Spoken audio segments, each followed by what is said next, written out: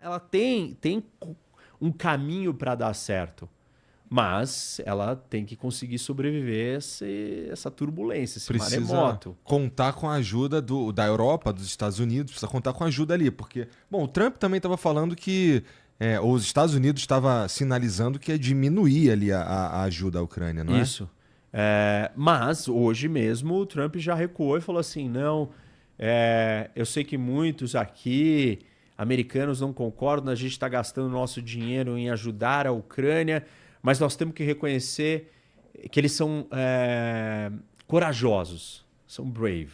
Uhum. E ele está fazendo isso em parte porque ele está cansado do Putin não corresponder às demandas que ele quer acabar com a guerra e falar que ele acabou com a guerra. Uhum. O que é um objetivo nobre, realmente, mas você precisa combinar literalmente com os russos. E combinar com o Putin não parece fácil, porque o Putin não tem nada a perder. E muita gente, mas isso não desgasta a Rússia?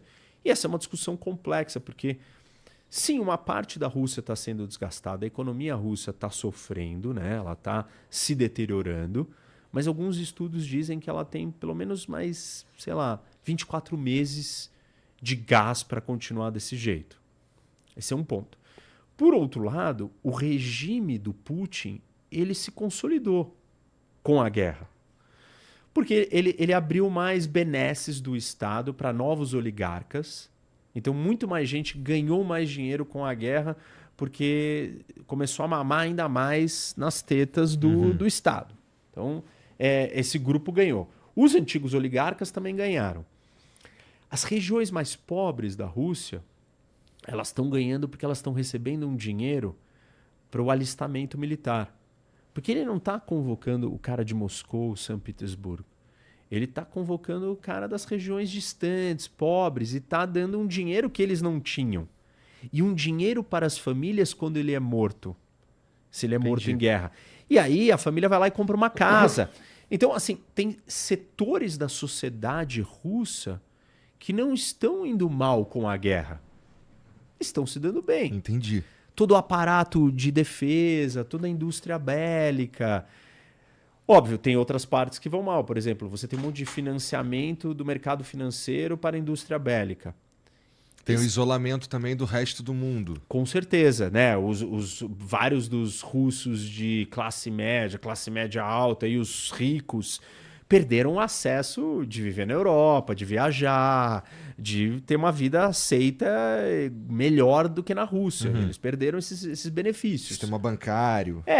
Toda a vida deles virou um problema. Uhum. Mas, por exemplo, esses financiamentos do mercado financeiro para a indústria de defesa, isso é um grande esquema de pirâmide. Porque você está emprestando esse dinheiro para uma guerra. E se um dia virarem e falar parou a guerra, essa indústria de defesa nunca vai repagar esses empréstimos, entendeu? Então o cara empresta um pouco hoje, aí o cara paga um pouco de volta, mas aí ele já tem que pegar o próximo empréstimo. É uma grande pirâmide gigantesca que vai arrebentar com o mercado financeiro russo, se depende da guerra. A guerra não... o setor bélico russo não vai desacelerar por completo mais. Mas mesmo assim ele não vai conseguir repagar essas coisas. Então, o Putin está mais fortalecido e ele trouxe um argumento para a mesa que é tipo uma guerra ou uma luta de alma da Rússia. Ele trouxe uma razão. Qual que é o objetivo dos russos? Cara, agora o nosso objetivo é reconquistar o nosso espaço geopolítico no mundo. E essa luta começou agora. E essa é a nossa grande luta. Então, ele criou um ethos ali de existência, de grandiosidade, de um objetivo maior a ser almejado. Mas isso passa por destruir o povo e identidade ucraniana? É meio... Passa. Porque ele vendeu que, esses caras são... Eles, na verdade, são nós. Não tem separação entre eles e a gente. Eles foram sequestrados por um grupo de líderes fantoches do Ocidente, que estão sendo financiados por Ocidente para criar uma discórdia com o povo irmão nosso. E esse é um dos erros, inclusive. Não é só que ele vende isso como uma propaganda, uma narrativa. O Putin realmente acreditava nisso. Ele achava que ele ia chegar com os tanques dentro da Ucrânia E, sei lá, 60% dos ucranianos iam Iam, falar: bem-vindos. fomos salvos, ainda bem, você chegou. E não foi isso que aconteceu. Então, ele esperava isso, ele esperava que o Ocidente não fosse ajudar a Ucrânia, que a disposição fosse realmente se cansar. Nessa aposta, talvez ele está ganhando alguns pontos com a dúvida dos Estados Unidos, mas também, ao mesmo tempo, ele não dá o que o Trump quer. Aham. E o Trump também já está falando, não, eu vou mandar mais armas. Porque teve uma discussão agora que não ia mandar umas armas, ninguém sabe quem bem disse que as armas não deveriam ir, o Pentágono, não se sabe quem dentro do Pentágono. Aí o Trump falou, não fui eu. E aí agora ele veio ao público e falou, não, eu inclusive estou autorizando a enviar mais armas, não só aquelas que já tinham que ter chego e não chegaram, Aham. agora mais. Então, A galera da Ucrânia queria uns mísseis também pra se isso, defender, os né? Patriots. Isso, os Patriots. E aí, assim, o que está acontecendo? Ele apostava numa coisa e ele acha que essa coisa é real. E ele não é um cara que enxerga e fala assim, meu, uma minha identidade tem que existir separada da minha. O mundo tem espaço para os fortes.